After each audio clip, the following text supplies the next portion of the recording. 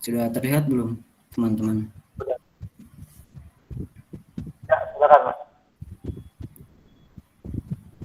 Oke.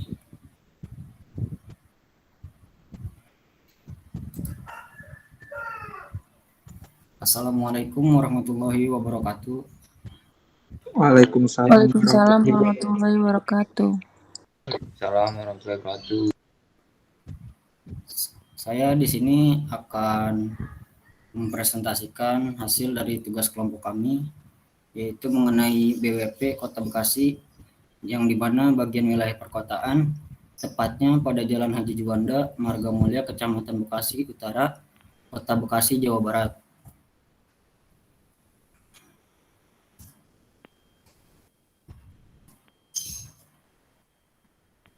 Nah, tugas ini adalah tugas pengantar arsitektur kota, di mana dosen pengampunya Bapak Purnama Sakrial Pradini, STMT, dengan anggota kelompok Jamas Siaga Anggodo, Muhammad Muhlis, dan juga Zaki Kurniawan.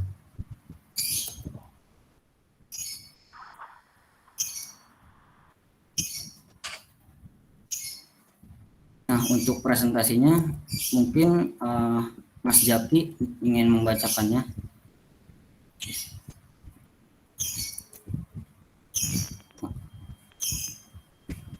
Halo, Mas Zaki.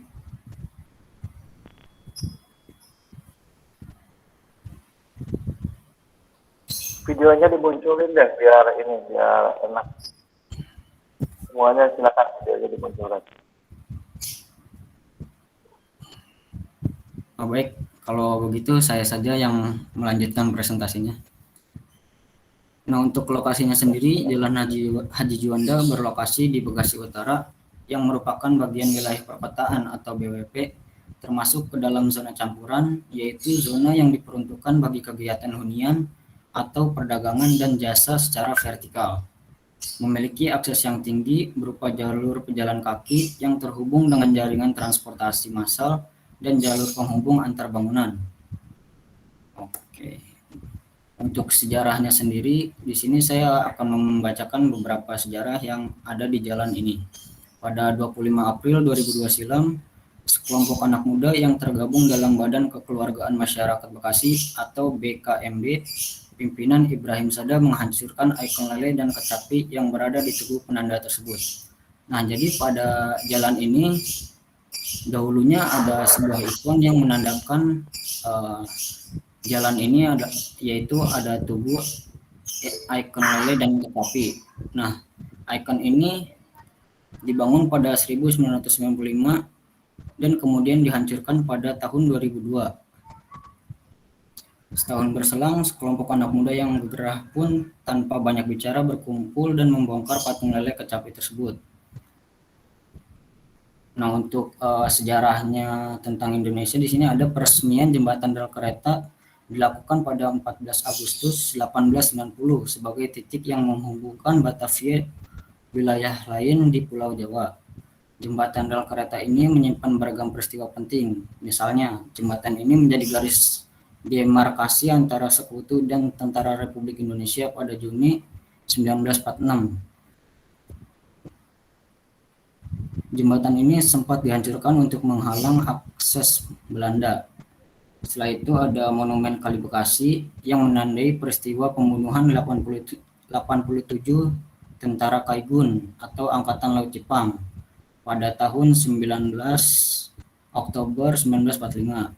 Nah, insiden itu memuntahkan amarah Laksamana Maeda yang sudah menyediakan tempat perundingan naskah proklamasi. Dan Soekarno akhirnya datang meredam suasana di Bekasi pada tahun 25 Oktober pada tahun itu.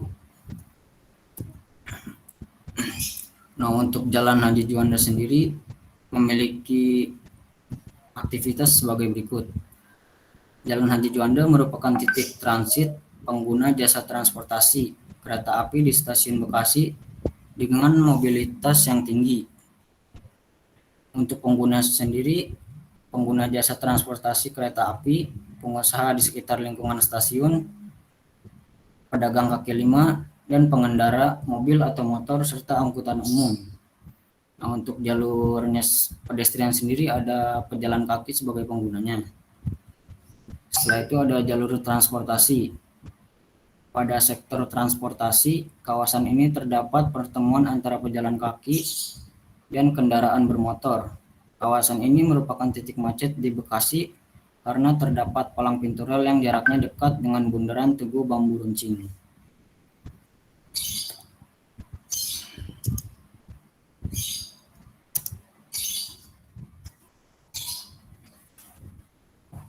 Untuk jenis jalannya sendiri, Jalan Haji Juanda termasuk ke jalan arteri primer, di mana berdasarkan Peraturan Presiden Republik Indonesia Nomor 60 Tahun 2020 tentang rencana tata ruang kawasan perkotaan seperti Jakarta, Bogor, Depok, Tangerang, dan Bekasi, menyebutkan pada bab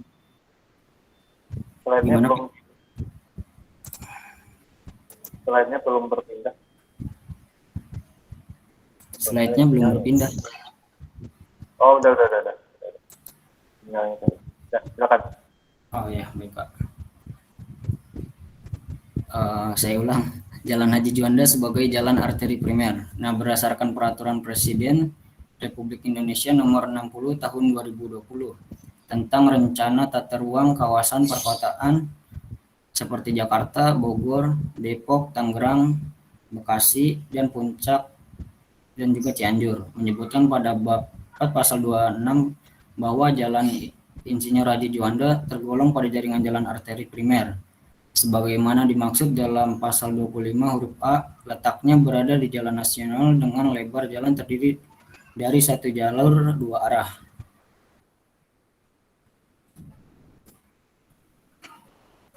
Untuk luas lokasi yang akan direvitalisasi ulang sendiri sekitar 350 meter. Untuk zoning area di sekitar lingkungan yang akan direvitalisasi ulang ada pertokoan yang diberi lambang merah, setelah itu ada warna biru itu sebagai stasiun dan juga warna kuning sebagai zona pemukiman. Untuk alasan pemilihan site-nya sendiri ada beberapa hal yang mempengaruhi seperti letak bangunan yang belum tertata serta bahu jalan yang digunakan sebagai tempat parkir. Dan juga ada lagi yaitu terletak di kawasan dengan mobilitas tinggi karena terdapat di stasiun dan dekat dengan kawasan pemerintahan kota. Setelah itu ada kualitas dan kelengkapan fasilitas umum yang kurang memadai seperti tidak adanya halte angkutan umum, tidak adanya zebra cross, trotoarnya yang sudah rusak, dan rambu-rambunya yang kurang lengkap. Untuk selanjutnya ini ada identifikasi dan analisis. Berdasarkan fungsi menurut Urban Design, Sirvani H 1985 itu memiliki desain sebagai berikut, yaitu ada land use, building form, circulation and parking, open space, activity support, pedestrian ways, signage, dan preservation. Selanjutnya di sini ada tata guna lahan atau land use. Untuk data existingnya sendiri seperti ini. Jalan selebar 10 meter dengan 2 jalur masing-masing 5 meter. Setelah itu untuk trotoarnya sekitar 2,5 meter. Dan di sini sebelah kiri itu ada ruko, ada pertokoan, dan di sebelah kanan ada stasiun Kota Bekasi. Untuk analisisnya sendiri, area ini terpusat pada stasiun Kota Bekasi dan bangunan-bangunan komersial lain yang berada di sekitar lingkungan stasiun, yang menjadikan bangunan yang mendukung keberadaan dari stasiun Bekasi ini. Setelah itu ada potensi di mana jalan ini terletak di area yang strategis, di mana menjadi tempat keluar dan masuk orang yang dari Bekasi maupun dari daerah lain. Memiliki tingkat mobilitas yang tinggi, seperti wilayah perkotaan yang ramai dengan angkutan umum dan terdapat stasiun Kota Bekasi. Untuk isunya, yang pertama, tidak ada tempat pemberhentian kendaraan umum. Yang kedua, fasilitas trotoar sudah tidak layak. Yang ketiga, bahu jalan yang dipakai untuk tempat parkir dan berhenti kendaraan umum. Yang keempat, tingkat kenyamanan pejalan kaki rendah. Yang kelima, tidak terdapat lahan terbuka. Setelah itu ada building, form, and meshing. Figure ground. Teori figure ground digunakan untuk menunjukkan tekstur dan pola-pola tata ruang perkotaan atau urban fabric dan mengidentifikasi masalah keturunan massa atau ruang perkotaan. Dalam teori figure ground ini, yang menjadi faktor utama adalah solid dan void, di mana solid menunjukkan massa bangunan dan void menunjukkan ruang-ruang terbuka. Elemen solid dan void tidak dilihat secara terpisah karena dua-duanya merupakan satu kesatuan dan membentuk unit perkotaan yang menunjukkan tekstur dan pola bangunan-bangunannya dengan skala yang lebih besar. Nah, untuk masa bangunannya sendiri seperti ini, ada tipikal ruko 1 lantai, tipikal ruko 2 lantai, dan tipikal ruko 3 lantai. Nah, untuk rata-ratanya bangunan di Jalan Haji Juanda ini memiliki tipikal ruko 1 lantai dan 2 lantai. Ketahuan nggak Mas kalau di sana, di daerah sana peruntukannya untuk berapa lantai berdasarkan peraturan daerah Kerawang? Kira-kira untuk 2 lantai mungkin Pak, karena 3 lantai itu jarang di sana.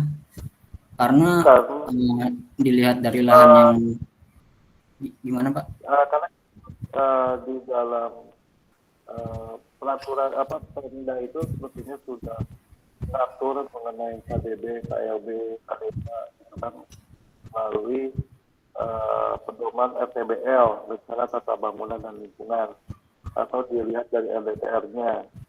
Yang biasanya dilihat di RDTR maupun RTBL untuk Karawang, untuk wilayah ini apa? Jalan apa? Haji Juanda Pak.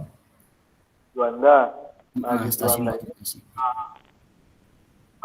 LB-nya itu maksimum berapa? Biasanya seperti itu.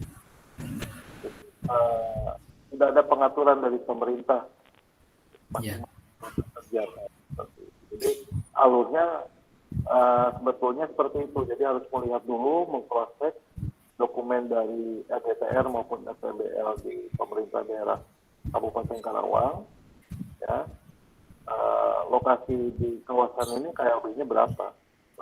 Jadi ini kan kalau ini yang Mas sampaikan adalah mengidentifikasi ya rata-rata berapa lantai di sana kan? Iya, Kan? Iya Pak.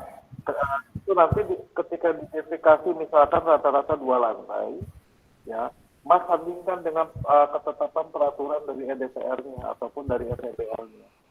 Ternyata di EDTR-nya ternyata maksimum di sana hanya 1 lantai, ya, misalkan ya, hanya 1 lantai. Sedangkan secara existing di sana itu ada yang 2 lantai, ada yang 3 lantai. Berarti kan sebetulnya kawasan koridor ini melanggar aturan karena ketetapannya adalah hanya 1 lantai. Jadi perlu memang alurnya seharusnya seperti itu. Jadi yang benar itu sebetulnya sebelum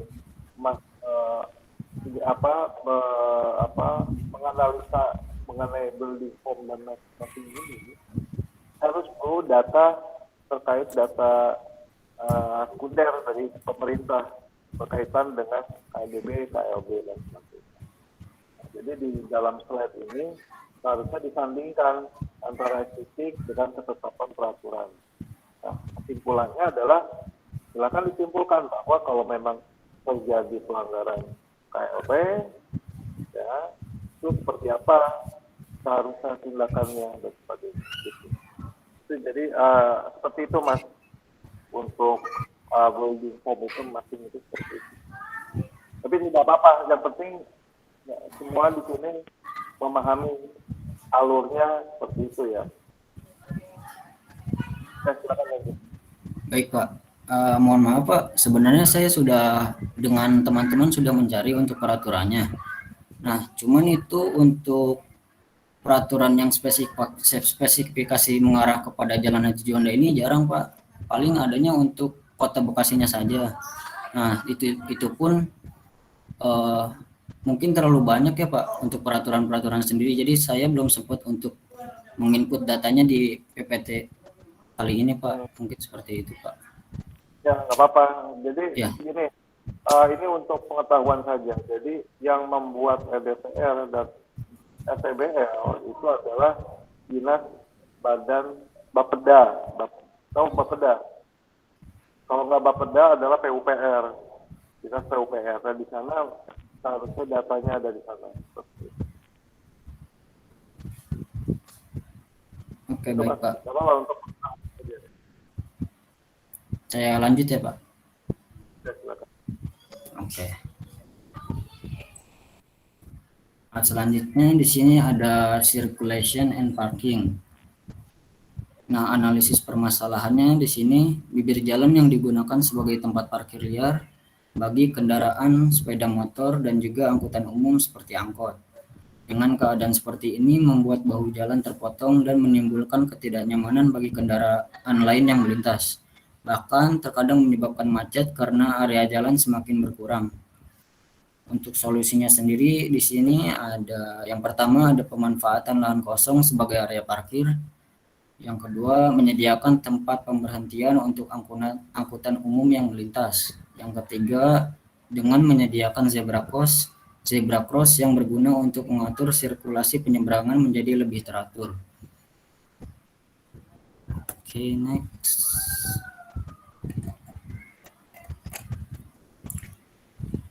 Ini masih circulation and parking. Tipe jalannya yaitu jalan satu ruas dengan dua arah.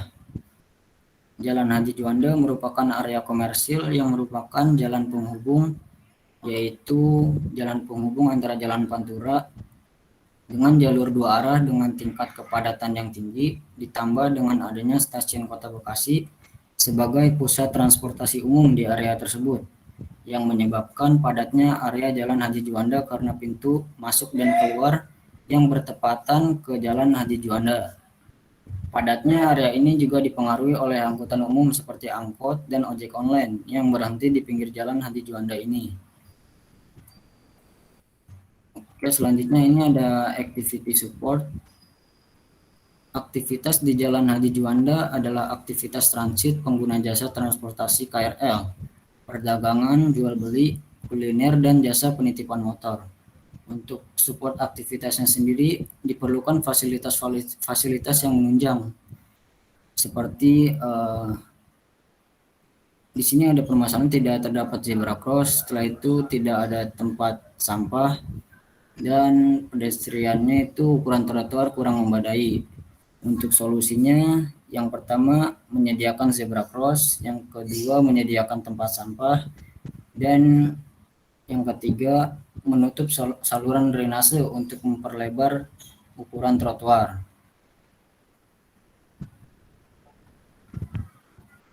Ini masih pedestrian ways. Yang pertama pedestrian safety. Beberapa struktur trotoar sudah rusak sehingga kurang nyaman dan kurang aman bagi keselamatan pejalan kaki. Yang kedua sistem coherence. Kelengkapan pedestrian ways tidak sesuai standar. Kurang adanya vegetasi, tidak ada rambu untuk pejalan kaki, dan zebra cross dan struktur trotoar sebagian sudah rusak. Yang ketiga ada attractiveness. Jalur pedestrian kurang tertata, semrawut dengan PKL dan parkir liar sehingga mengurangi estetika.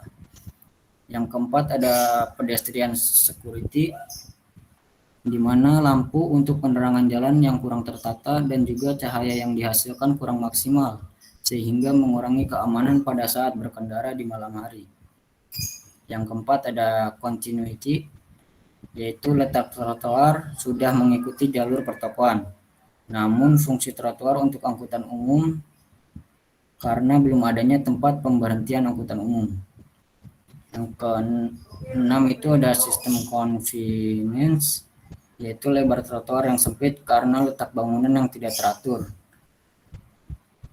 Lebar trotoar ini semakin sempit akibat adanya parkir sembarangan, oleh karena itu perlu ditata kembali.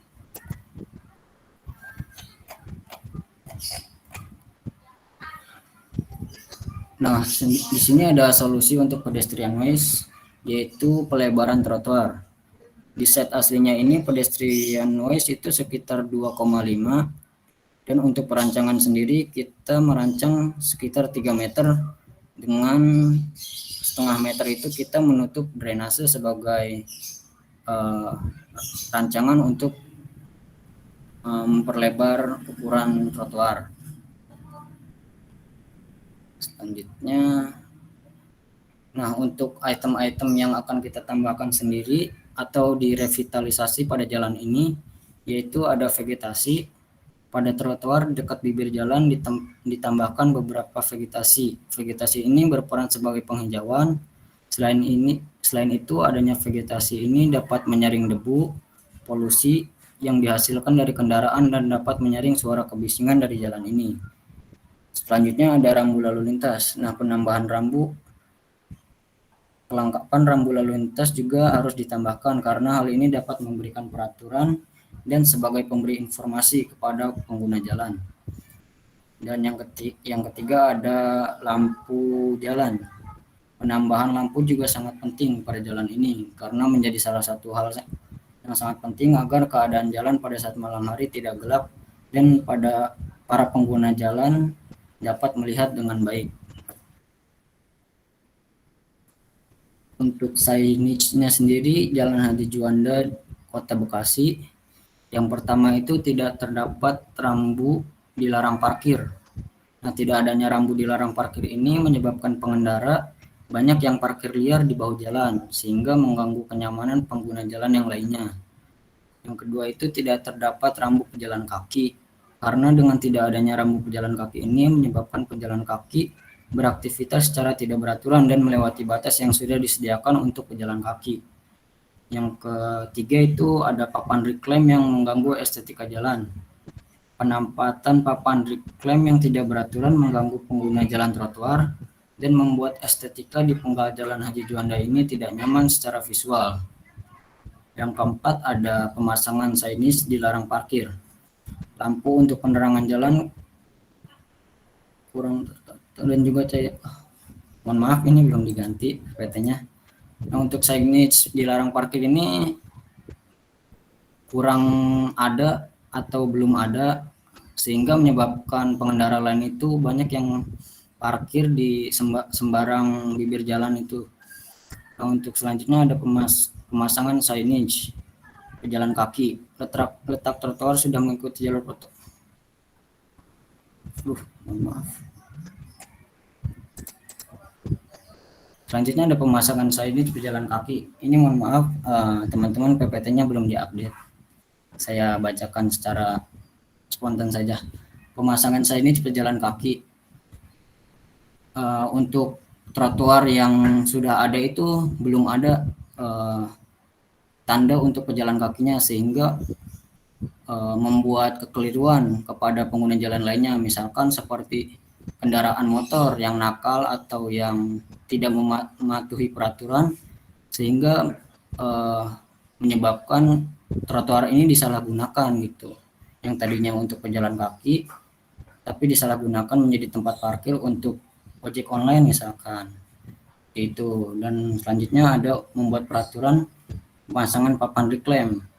Nah, pemasangan papan reclaim ini sendiri yang saya lihat di lokasi site-nya itu belum tertata, karena ada beberapa pemasangan papan reclaim yang menghalangi jalan trotoarnya sehingga mengganggu pengguna jalan yang lainnya. Oke. Selanjutnya ada preservation.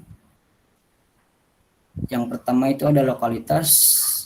Jalan Haji Juanda ini terkenal dengan ikon patung lele pada masa Orde Baru. Pemilihan ikon ini dikarenakan di Bekasi bagian utara banyak masyarakat yang menanam ikan lele dan di bagian Bekasi Selatan banyak terdapat kecapi. Yang kedua ada perkembangan. Perkembangan pada Jalan Haji Juanda ini terdapat pada bagian pusat transit di stasiun Kota Bekasi, di mana pada zaman penjajahan dahulu di Jalan Haji Juanda digunakan sebagai akses dari Jawa dan Banten. Yang ketiga itu ada karakteristik. Untuk karakteristik pada Jalan Haji Juanda ini sudah tidak ada karena dihancurkannya ikon patung lele dan kecapi yang dianggap memiliki citra negatif. Nah, untuk karakteristik lain dari sejarahnya itu mungkin ada sejarah Belanda, Jepang yang sudah disampaikan di awal yang tadi. Mungkin jalan ini sebagai penanda juga bahwa peristiwa tersebut pernah terjadi di jalan ini. Mungkin seperti itu untuk karakteristik yang lainnya. Nah, selanjutnya ada konsep perancangan, di mana konsep ini terdiri dari rumusan masalah, konsep master plan, implementasi konsep, kualitas desain, dan desain. Mungkin dari teman-teman lain ada yang ingin membacakan dari Mas Jaki atau Mas Jamas, ingin membantu membacakan presentasinya. Bisa dengar suara saya? Halo? Kurang besar Bang suaranya. Halo? Halo? Bisa dengar nggak? Halo, iya. Suaranya? Kedengeran nggak? Suaranya kecil, Mas. Kurang tahu ini, Pak. Bisa. Halo? Pakai handsfree, coba pakai handsfree.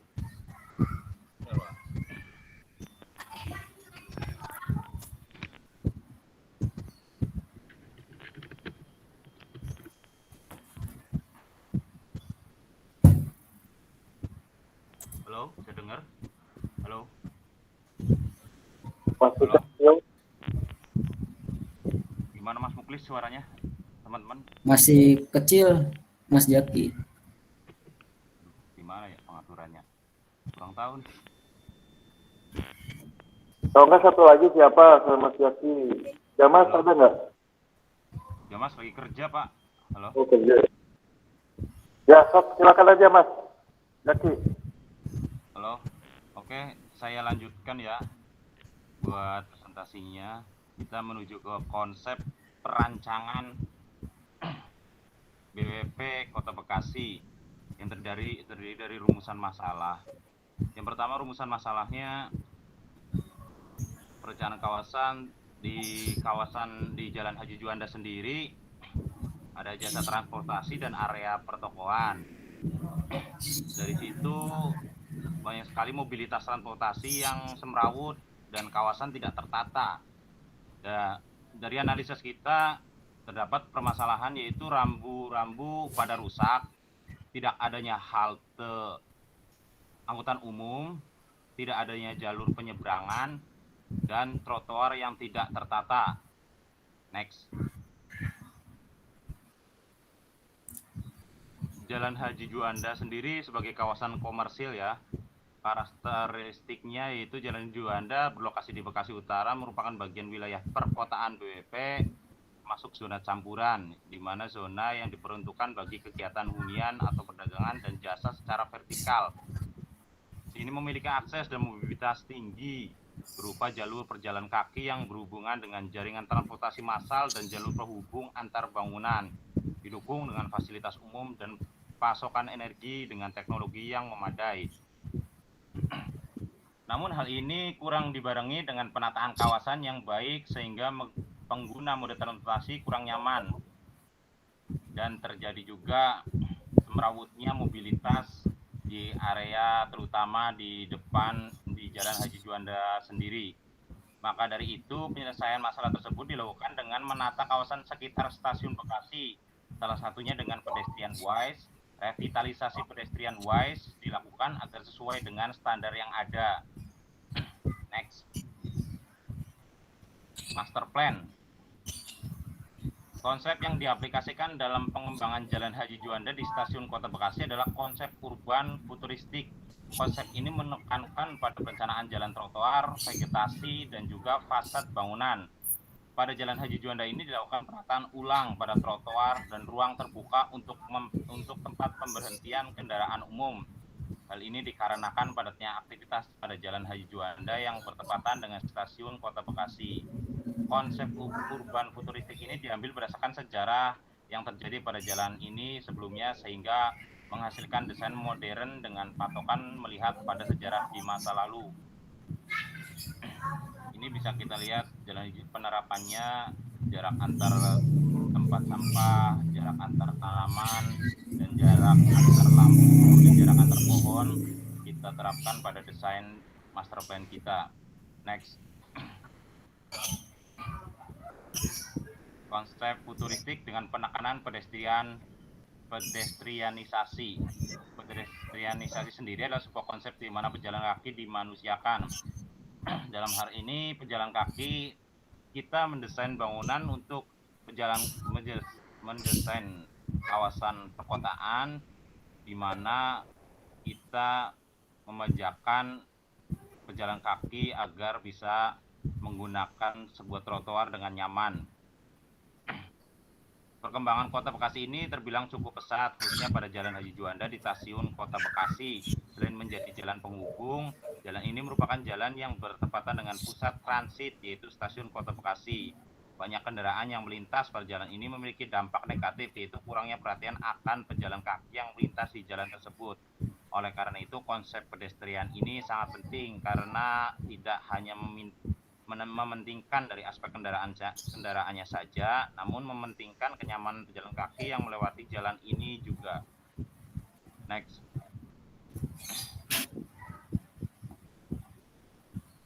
Next. Elemen desain. Elemen desain sendiri ada konsep urban futuristik, yaitu kita mengolah pada stasiun kota terutama di bagian depan dan area komersilnya, yaitu zona pedestrian, zona jalan, terus zona hijau, dan halte. Main konsepnya konsep urban futuristik dengan penekatan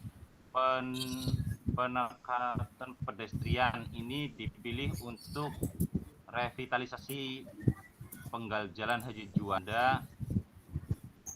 Setelah menganalisa kelayakan antar pengguna jalan dengan pedestrian di jalan tersebut, elemen-elemen yang terdapat di jalan ini akan disesuaikan dengan segi fungsi dan juga estetika sehingga menghasilkan keharmonisan dari masing-masing bagian di Jalan Haji Juanda. Dan goalnya, konsep urban futuristik sendiri diambil karena mementingkan keadaan sekitar serta dikombinasikan dengan sejarah di masa lalu, sehingga menciptakan sebuah desain modern tetapi tidak menghilangkan ciri khas pada jalan tersebut. Di samping itu, pengembangan konsep pada jalan ini dimaksudkan untuk menciptakan kualitas jalan yang lebih baik dan nyaman bagi pedestrian, pengguna bangunan, dan pengguna jalan di jalan tersebut. Ya, berikut implementasi konsep pada tiap elemennya, yaitu land use, open space, building form, dan meshing, activity support, circulation dan parking, pedestrian wise, signing, dan preservation.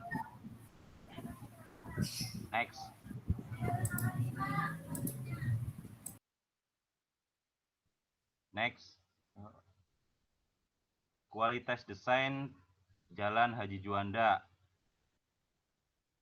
Yang pertama, pada dasarnya responsive environment merupakan uraian dari kualitas perancangan sebagai berikut, yaitu permeability, variety, legibility, robustness, visual appropriateness. Bahasa Inggrisnya jelek. Riches dan personality. Makan keju dulu sama roti, Mas. Biar lancar. Iya, Pak. Siap. Yaitu pertama permeability-nya. Ada muka bangunan menghadap ke arah Jalan Haji Juanda sehingga pengguna jalan secara langsung melihat fasad bangunan. Dan kedua, bangunan menghadap ke trotoar yang dilengkapi dengan ruang terbuka hijau. Yang ketiga, variety. Yang kedua, variety Jalan Haji Juanda merupakan area komersil yang padat, berdekatan dengan pusat transit stasiun Kota Bekasi, aktivitas jalan penghubung yang padat.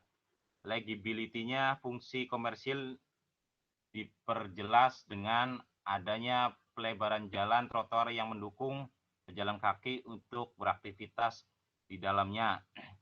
Visual appropriateness-nya, yaitu visual bangunan dibuat tertata sehingga lebih memberikan kesan rapih pada area komersil. Desain pedestrian wise menggunakan konsep futuristik urban Japanese, di mana hal ini berkaitan dengan sejarah.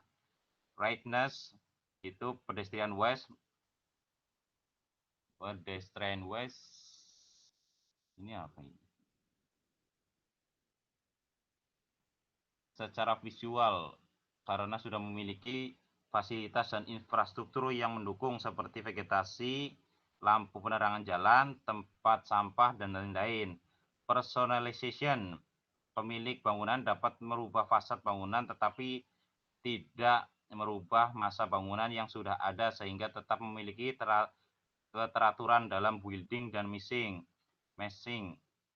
Permeability, muka bangunan menghadap ke arah Jalan Haji Juanda sehingga menggunakan jalan secara langsung melihat fasad bangunan. Bangunan menghadap ke trotoar yang dilengkapi dengan ruang terbuka hijau. Next. Desain street furniture Jalan Haji Juanda Stasiun Kota Bekasi. Item trotoarnya itu lampu jalan, taman, dan tempat sampah. Lampu jalan, desain pada lampu jalan ini mengikuti gaya klasik pada zaman dahulu. Untuk taman sendiri, jenis tanaman yang digunakan untuk menghiasi jalan ini adalah Aglaonema, di mana tanaman ini tidak memerlukan perawatan yang sulit dan juga dapat menyaring polusi yang dihasilkan oleh kendaraan yang melewati jalan ini. Tempat sampah yang disediakan pada jalan ini ada dua jenis, yaitu sampah organik dan anorganik. Adanya tempat sampah di sini bertujuan untuk mendukung kebersihan trotoar. Next. Vegetasi pedestrian. Untuk vegetasi sendiri, pohon itu kita tanam dengan jarak 15 meter. Pohon ketapang yaitu pohon ketapang kencana. Pohon ketapang kencana memiliki jenis akar tunggang yang berfungsi untuk menjaga keseimbangan dan kekokohan pohon. Pohon ketapang kencana tidak memerlukan perawatan yang sulit. Adapun manfaat dari pohon ini adalah pertama sebagai tanaman hias yang memperindah lingkungan. Yang kedua sebagai peneduh dari sinar matahari. Pohon ketapang kencana memiliki dahan yang banyak serta bercabang sehingga bisa menyaring cahaya matahari pada siang hari. Next. Perspektif traffic sign, rambu-rambu lalu lintas bisa dilihat berfungsi mempertegas peraturan yang ada di panggal Jalan Haji Juanda seperti rambu dilarang parkir. Yang kedua, area subseparation. Terdapat beberapa area yang terpisahkan menjadi beberapa segmen, yaitu area jalan, pedestrian, dan area komersil. Yang kedua, road wide. Batas jalan diperjelas agar lebar jalan sesuai dengan peruntukan jalur kendaraan bermotor. Dan yang keempat adalah vegetation. Terdapat vegetasi yang berfungsi sebagai peneduh dan memperindah view berupa pohon ketapang kencana. Next.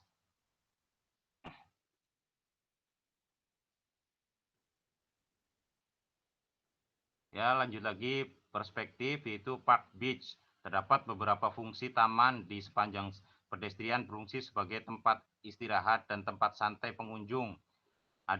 Di situ ada kursi buat pengunjung para pejalan kaki istirahat atau duduk sejenak santai gitu. Terus lanjut ada trees, pohon yang terdapat di trotoar berfungsi sebagai peneduh peredam kebisingan di area jalan raya. Street light, lampu jalan mengikuti gaya klasik pada zaman dahulu. Seperti yang dijelaskan tadi di awal bahwa ya memakai gaya lampu yang klasik.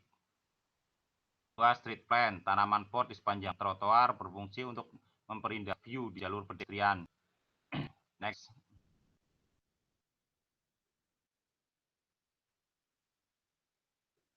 Ya, ini building fasad bangunan didesain dengan menerapkan konsep kota Jepang sebagai tema sejarah lokasi Jalan Haji Juanda. Bisa dilihat gayanya kita mengadopsi pertokoan di Jepang. Next. Ya, mungkin itu Pak, bisa ditampilkan videonya Mas Muklis. Mungkin itu presentasi dari kita Pak. Silakan videonya dimunculkan dulu.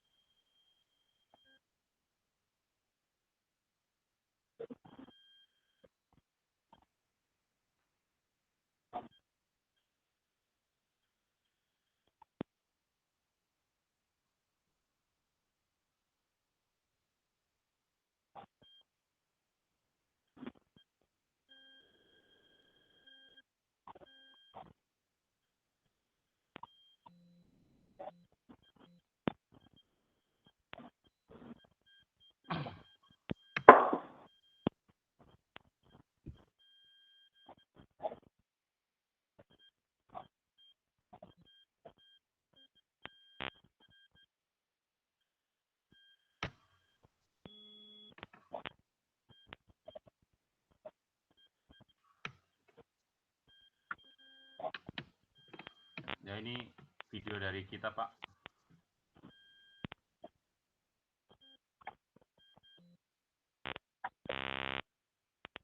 Mohon maaf, suaranya terdengar apa tidak, teman-teman? Terdengar ya, Pak? Suara Muklis dengar. Suara videonya. Belum. Belum ya? Sebentar, Pak. Belum. Saya setting dulu.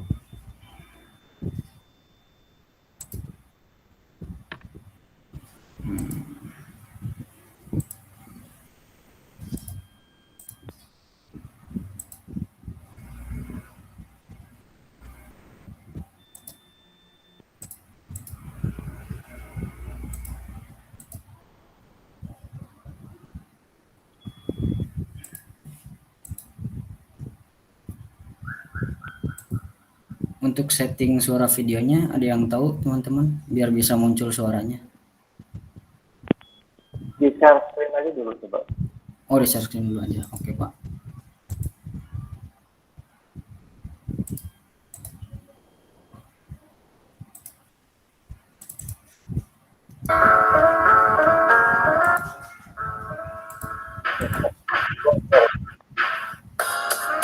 Bagian wilayah perkotaan di sekitar area Jalan Haji Juanda yang bertepatan dengan stasiun Kota Bekasi. Jalan ini merupakan zona campuran, di mana jalan ini memiliki satu ruas dan dua jalur untuk kendaraan. Aktivitas pada jalan ini merupakan titik transit pengguna jasa transportasi kereta api di stasiun Bekasi dengan mobilitas yang tinggi. Hal ini menyebabkan area di sekitar stasiun Kota Bekasi menjadi cukup ramai dan ditambah dengan fasilitas jalan yang tidak memadai. Ada beberapa hal lain yang mempengaruhi pemilihan site ini. Di antaranya adalah letak bangunan yang belum tertata serta bahu jalan yang digunakan sebagai tempat parkir. Untuk lebar jalan Haji Juanda sekitar 10 meter dengan satu ruas dan dua jalur kendaraan. Jalur pedestrian memiliki lebar sekitar 3 meter. Komponen jalan yang akan direvitalisasi antara lain ada pepohonan, lampu jalan, dan juga rambu-rambu lalu lintas.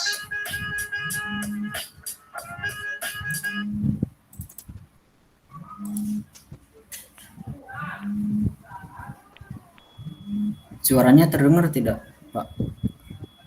Tadi terdengar Terdengar, Pak? kayak Bener, Mas. Dikerasin lagi aja. Oke, baik.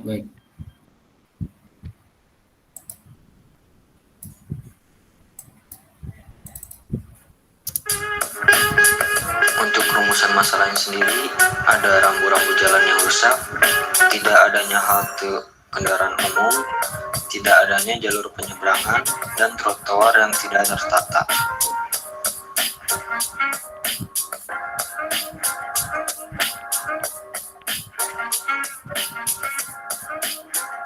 Implementasi konsep pada tiap elemen jalan. Ada land use, pembatasan jenis fungsi hanya sebagai area komersial. Open space, pengaplikasian ruang hijau dengan pengadaan tanaman di sepanjang jalan trotoar. Build formation, pengaplikasian garis sempadan sesuai dengan peraturan dan penggunaan material disesuaikan dengan konsep futuristik dan juga sejarah pada jalan ini. Activity support, peningkatan kualitas trotoar dengan melebarkan ukuran dan pengadaan zebra cross untuk fasilitas penyeberangan. Circulation and parking, penambahan area parkir untuk kendaraan umum dengan memperlebar jalan pada lokasi tertentu. Penambahan lebar pedestrian ways dengan menutup drainase di sepanjang jalan trotoar dan membuat guiding block bagi pengguna jalan difabel. Signage, pemberian signage dilarang parkir di sepanjang jalan Haji Juanda Stasiun Kota Bekasi dan pemberian signage pejalan kaki dan penyeberangan. Yang terakhir ada preservation, yaitu menekankan desain futuristik urban Japanese yang mengacu kepada sejarah jalan Haji Juanda.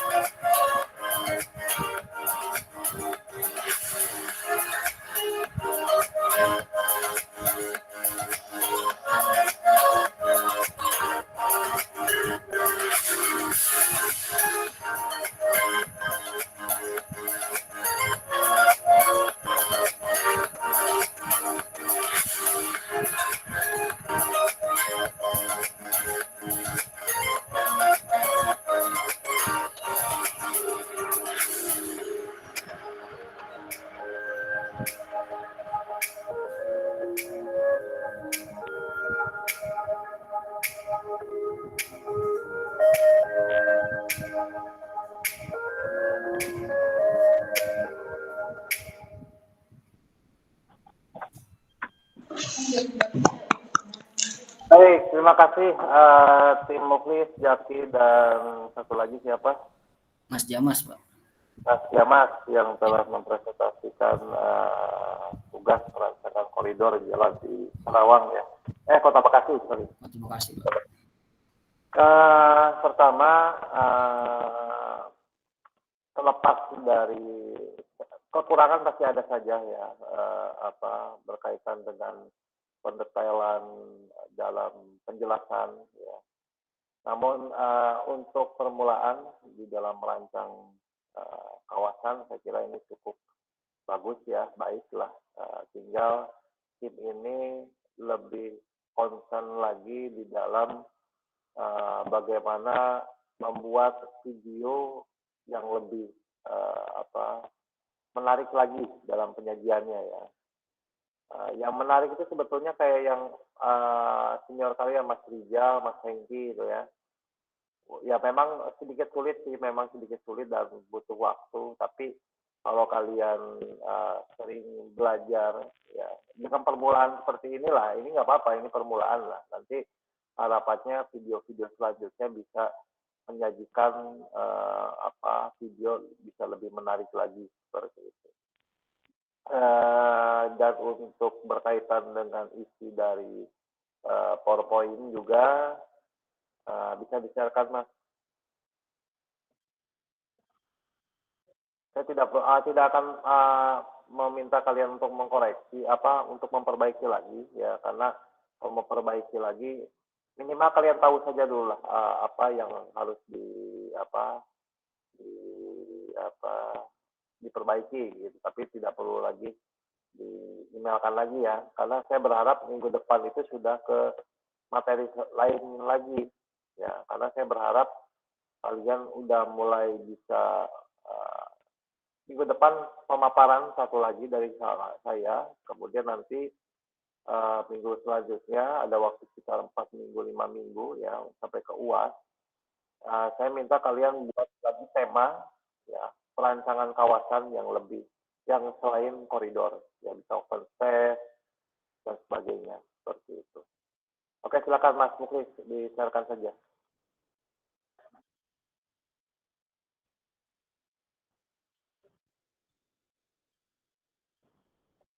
Nah, yang pertama adalah coba ke permasalahan semua.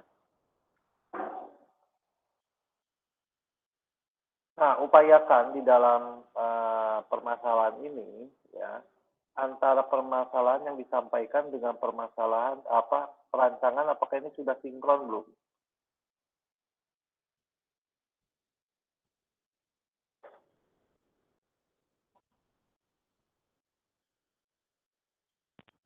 Nah, kalau di sini ya, ini rumusan masalahnya kesimpulan ya. Tidak adanya halte, rambu rusak, tidak adanya jalur penyeberangan, trotoar yang tidak tertata. Ya, kemudian sebetulnya ada beberapa yang saya lihat pepohonan, ya kan? Coba diverifikasi ke atas, yang di atas. Bagaimana, Pak? Yang selain identifikasi masalah yang selain atas. Ini kan ini masalah kesimpulan ya.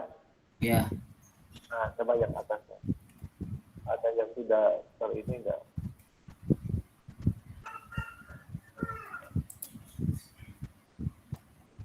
Identifikasi masalah. Paling atas. Oh, yang atas. Ini ya, Pak. Tidak terdapat lampu.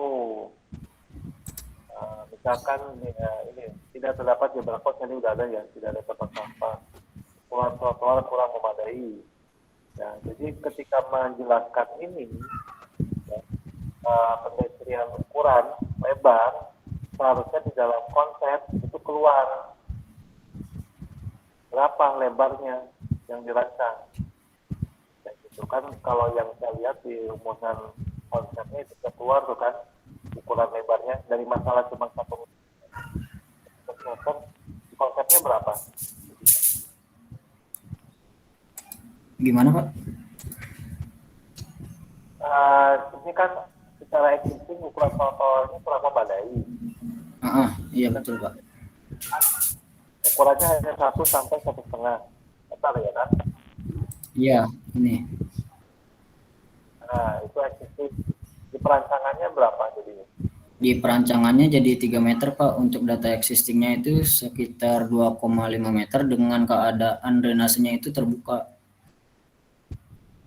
Oke, coba di konsepnya mana? Udah keluar belum? Ini Pak, yang di bawahnya di perancangan ini. Ini kan Oh, ini luasnya, perancangan. ya drainasenya ini udah ketutup, jadi luasnya jadi 3 meter Pak. Oke. Berarti sudah ya, terakomodir ya. Ya. Oke, terus data lagi pertanyaan selanjutnya. Menutup saluran drainase udah ya, ada beberapa bagian yang drainase ini ya. Gimana Pak? Apa drainasenya existingnya kan terbuka ya. Iya Pak, Untuk konsepnya tertutup, tertutup. semua tertutup. Dengan ini apa? Untuk maintenance-nya itu kita ngadain manhole Pak di beberapa tempat gitu untuk membersihkannya, untuk membersihkan drainasenya. Mana slide-nya? Slide konsepnya mana? Untuk drainasenya Pak, belum ada sih Pak kalau untuk drainasenya. Mungkin di sini kurang terlihat karena tertutup drainasenya itu Pak. Jadi ini ketika begini pola pikirnya, jadi ketika kalian semua mengidentifikasi masalah itu kan memang kenapa masalah itu harus terjadi, karena memang kita mendesain sistem yang tidak ada, ya kan? Seperti itu kan. Jadi mau tidak mau ya kita harus menyelesaikan masalah itu kan. Makanya tim ini dan tim yang lainnya harus menginventarisir permasalahan-permasalahan yang ada. Nah, permasalahan-permasalahan yang ada itu mau tidak mau ya harus kita selesaikan, ya kan? Dengan konsepnya seperti apa penyelesaiannya. Nah, identifikasi masalah yang sudah kalian tuangkan, ya, itu juga harus kalian tuangkan juga ke dalam konsep semua permasalahannya. Kayak gitu. Ya, jadi jangan hanya lisan, tapi harus tertuang di dalam tulisan. Konsepnya tadi tertutup ya, di apa permasalahannya, misalkan tadi rencananya menutup saluran drainase, berarti konsepnya itu harus ada gambar 2 dimensinya dengan lebarnya berapa dan sebagainya, seperti itu. Kemudian mengenai penyediaan tempat sampah, ini masalah kan, di perancangan di gambar kan ada, nah tapi di konsep itu harusnya keluar ya titik-titik lokasi 2 dimensinya, jaraknya berapa tempat sampah satu ke tempat sampah yang lainnya, seperti itu. Nah, seperti itu ya, itu kekurangan yang nggak terlalu apa, yang harus kalian ketahui. Saya bicarakan seperti ini harus ketahui. Jadi antara masalah konsep sama perancangan itu harus terjawab semua. Jangan sampai masalahnya adalah 10 yang kalian selesaikan di dalam konsep 7, di perancangan ini selesaikan 5. Tidak boleh tidak seperti itu. Kalau masalahnya 10 ya konsepnya harus 10, kemudian perancangannya 10. Itu saja Mas untuk tim ini. Untuk tim ini sih sebetulnya ya sudah, untuk permulaan cukup baik lah, seperti itu. 3 orang ini lebih perbanyak lagi ya, referensi bagaimana membuat video yang lebih menarik lagi. Kalau yang saya lihat kan biasanya hanya mengikuti jaringan jalan, ya kan? Betul kan, untuk video alurnya ya. Nah, kalau coba cari-cari saya yang Mas Rizal dan Mas Hengki itu menarik tuh. Jadi ada beberapa di menit-menit tertentu itu tidak hanya videonya tidak hanya lurus mengikuti jalan atau bangunan. Itu aja tim ini ya, applause untuk tim ini setelah menyelesaikan pekerjaannya. Jadi nanti tugasnya yang ini silakan di PowerPoint-nya diemailkan ke ketua kelas. Baik Pak, terima kasih atas masukannya Pak. Mungkin kedepannya saya dan teman-teman akan lebih baik lagi dalam penyajian video dan presentasi PowerPoint-nya. Ya, oke. Semangat ya, terus berlatih ya. Siapa? Saya yakin kok, ini karena masih semester 5 ya. Kalau terus kalian latih, saya yakin akan masih bagus. Baik Pak, siapa? Kalau kalau ada waktu, ikut pelatihan Headshot Lumion. Tapi yang bukan yang dasar. Lebih kepada bagaimana merender dan sebagainya. Kayak Mas Afif itu dia ikut pelatihan-pelatihan seperti itu. Biar hasilnya kalian bisa lebih bagus lagi. Oke. Terima kasih. Oke, selanjutnya. Tim mana lagi yang mau presentasi? Mas Jamrud? Ya Pak. Mana mau presentasi? Kalau minggu depan boleh nggak Pak? Tim saya belum ada siap. Ya aja, karena minggu depan itu udah ganti materi. Tolong infokan ke ketua kelas ya, untuk semua tugas UTS sampai ke perancangan seperti timnya Mas Yaki dan timnya Devi itu dikumpulkan di ketua kelas. Sabtu itu sudah jadi buku seperti ini nih, di tebal seperti ini nih, covernya didesain lah. Itu A4 ya Pak ya? Dibikin buku jadi A4 ya? A4 aja, landscape aja. Oke, baik Pak. Nanti saya sampaikan ke Pak Ketua. Karena minggu depan saya ingin diisi materinya mengenai materi yang berbeda. Gitu. Ya, karena udah cukup lah, kalau mundur lagi waktunya. Kalau misalkan dari 11 kelompok hanya 3-4 orang, ya udah itu apa adanya aja. Gitu. Ya, ditinggal aja, nggak usah ditunggu. Ya, Mas Jamrud ya, tolong diinfokan ya.